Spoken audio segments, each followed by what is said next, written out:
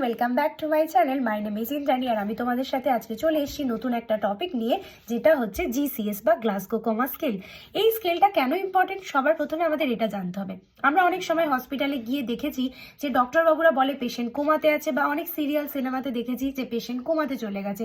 তো এই কোমা জিনিসটা কি এবং ডক্টরবাবুরা কিভাবে এটা জানতে পারে যে পেশেন্ট কোমাতে আছে? তো চলো আজকে শুরু করা যাক।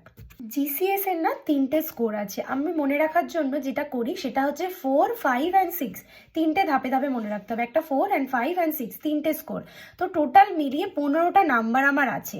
তো কোনো ব্যক্তি যদি 15-এর মধ্যে 15 পায়, তার মানে সে সুস্থ, আমাদের মতো ফিট, এবং তার থেকে যত কম কম হবে তার মানে তার প্রবলেম আছে। আমরা অনেক সময় ভুলে যাই যে কি কি প্যারামিটারের উপর ভিত্তি করে জিসিএসটা করা হয়। তো তার জন্য আমি একটা সলিউশন তোমাদেরকে দিতে পারি।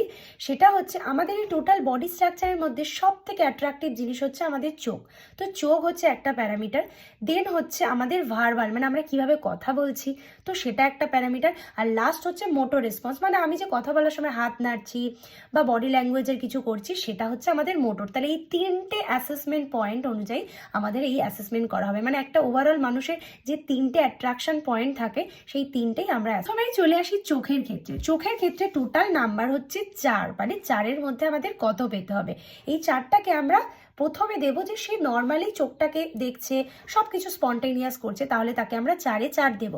তারপর দেখছি সেই ব্যক্তিটাকে আমি ডাকছি, তাও সে চোখ খুলছে না বা চোখটাকে ক্লোজ করে আছে, তাহলে তাকে 3 দেব। আর সেই ব্যক্তিটাকে যদি পেন দিচ্ছি বা কোনো জায়গায় পিঞ্চ করছি, আঘাত দিচ্ছি, তারপরেও সেই ব্যক্তি চোখটাকে খুলছে না, তাহলে সেটা বুঝতে হবে যে পেশেন্টের প্রবলেম হচ্ছে, সেটাকে 2 দেব। আর সমস্ত কিছু পেন দেওয়া, ডাকাডাকি করার পরেও সে যদি কোনো রেসপন্স না করে, তাহলে সেই ব্যক্তি 1-এ পাবে। এখানে কিন্তু আমি পেন দেওয়া মানে কখনোই বলছি না পেশেন্টকে মারা বা টর্চার করা। এটা বিভিন্ন স্পেসিফিক পেন পয়েন্ট আছে, সেখানে আমরা পেন ক্রিয়েট করলে পেশেন্ট আইস ওপেন করবে, সেটাই আমরা দেখার পদ্ধতি। এটা ডক্টর বা নার্স যারা অ্যাসেসমেন্ট করছেন তারা এটা ভালো করে জানেন এবং তারা সেভাবেই। এরপর চলে আসি সেকেন্ড যে অ্যাসেসমেন্ট টুল, যেটা ভার্বাল রেসপন্স টেস্ট। এটার ম্যাক্সিমাম স্কোর হচ্ছে 5। প্রথমেই সেই ব্যক্তিটা নর্মালি কথোপকথন করছে, তাহলে তাকে আমরা 5-এর মধ্যে 5 দেব।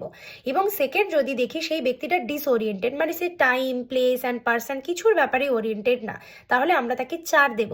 আর 3 কখন দেব? ইনঅ্যাপ্রোপ্রিয়েট যদি ওয়ার্ড বলে, তাকে একটা জিনিস জিজ্ঞেস করা হলো যে আপনার নাম কি, সে হয়তো অন্য কোনো উত্তর দিল, তাহলে তাকে আমরা ইনঅ্যাপ্রোপ্রিয়েট ওয়ার্ড বলছে, তাই তাকে আমরা 3 দেব।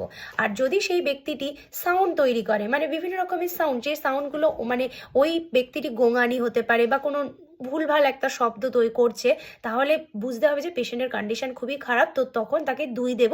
আর যদি কোনোই রেসপন্স না করে, একদম আনকনসিয়াস, তাহলে তাকে 1 দেব।